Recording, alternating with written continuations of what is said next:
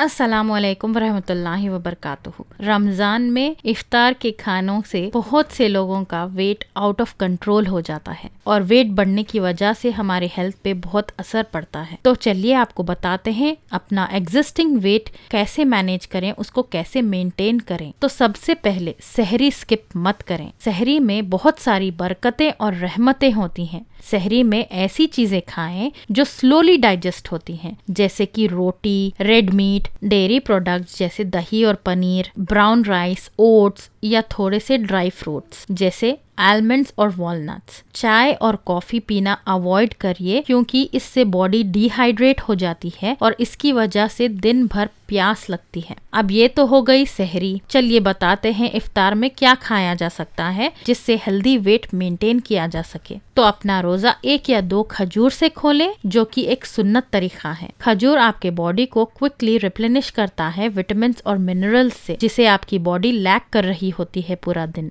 फिर ग्लास भर पानी पिए क्योंकि सारा दिन आपकी बॉडी पानी से डिप्राइव्ड हो गई थी, तो आप अपनी बॉडी को रिप्लेनिश कर सकते हैं वाटर कंटेंट से जिसकी कमी हो गई थी। फिर आप कुछ सीजनल फ्रेश फ्रूट्स खाएं। फ्रेश फ्रूट सैलेड या फ्रेश फ्रूट चाट। फ्रूट्स में नेचुरल शुगर होती है जो इंस्टेंट एनर्जी बूस्ट करता है आपके बॉडी में। ज्यादा फ्राइड फूड्स या प्रोसेस्ड जूसेस या कोल्ड ड्रिंक्स वगैरह अवॉइड करें। मुश्किल है लेकिन हेल्थ के लिए कोशिश जरूर करिए। बल्कि इसके बजाय आप घर पे ही लेमनेड या बटर मिल्क जैसे फ्रेश कोल्ड ड्रिंक्स बना के पी सकते हैं। इसके बाद डिनर में आप रोटी, red meat, brown rice, haleem, oats या तलबीना वगैरह खा सकते हैं। उसके बाद सोने से पहले 1 ग्लास लूकवार्म दूध में थोड़ा सा शहद मिलाकर पी लें। इससे आपको नींद अच्छे से आएगी। तो इस तरह आप रमजान में अपना वेट मेंटेन कर सकते हैं बढ़ने से। और ये बात जरूर याद रखें कि रमजान सिर्फ खाने या ना खाने के लिए नहीं है, बल्कि अल्लाह से अपना कनेक्शन स्ट्रॉन्ग बनाने के लिए है। तो इस बाबरकत महीने का खूब फायदा उठाएं, खूब इबादतें करके, दुआएं करके, सदका खैरात करके, इंशाअल्लाह।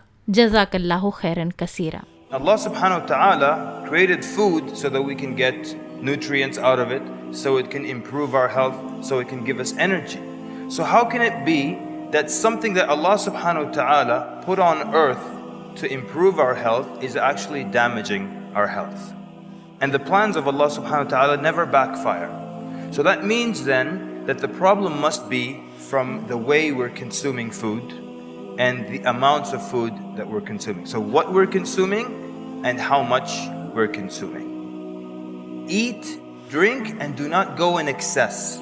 Verily Allah does not love those who excess. Perhaps the first problem is how much we're eating. Allah subhanahu wa ta'ala did not design our bodies to consume all the kinds of food and the amounts of food that we're consuming right now. For example, biologically, you only need to eat meat once a week. But we eat meat every single day of the week, and sometimes more than once a day. And we're offended if there's no meat at the table. So what happens? We were not designed to consume so much meat. And the result of this overconsumption, we get all kinds of illnesses. Gout, for example. You get gout when you overdo, when you eat too much meat or too much seafood, or you consume drinks that have been sweetened with fructose. All these are things that could lead to people having gout. So we were not designed to consume that much.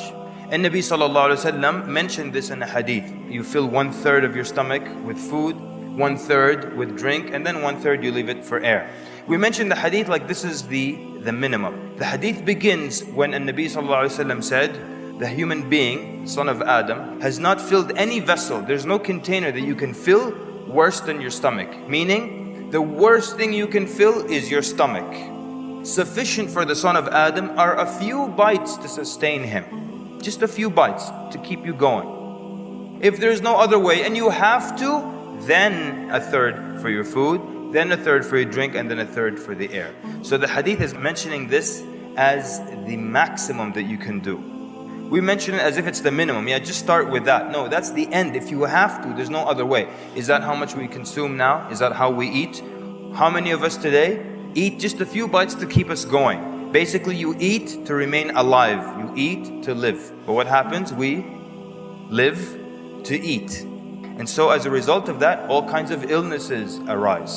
We're supposed to consume just a little bit to contain us. But we eat so much, and if there is just a little bit of air left in our stomach, we become uncomfortable. And we search everywhere for a grape, a banana, something to fill that little gap with. So we get ill because we overdo the amounts of food that we eat.